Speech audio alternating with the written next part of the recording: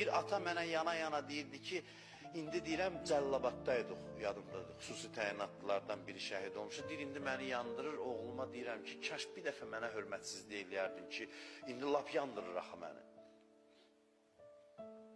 İndi yadıma düşür, lap yandırır ki, bu uşaq mənə bir dəfə də hörmətsizlik eləmədi. Dərdim daha da ağırlaşır ki, gör mən kimi itirmişəm.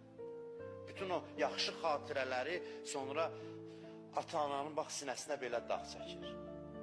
Deyirdim, oğlum, bura hərbi hissə deyil, mən çağıran kimi gəlib belə dayanırdı qarşımda. O mənada yox ki, bu həyat belə qurudur, atasından qorxur. Ata deyir, mən çox mehriban idim ondan. Çox hörmət eləyirdim. Mən ona qarşı heç vaxt bir dəfə səsimi uzatmamışam onun üstünə, qışqırmamışam, heç ona imkan vermirdi. Ancaq deyir, hamının xidmətində idi ailədə, evdə.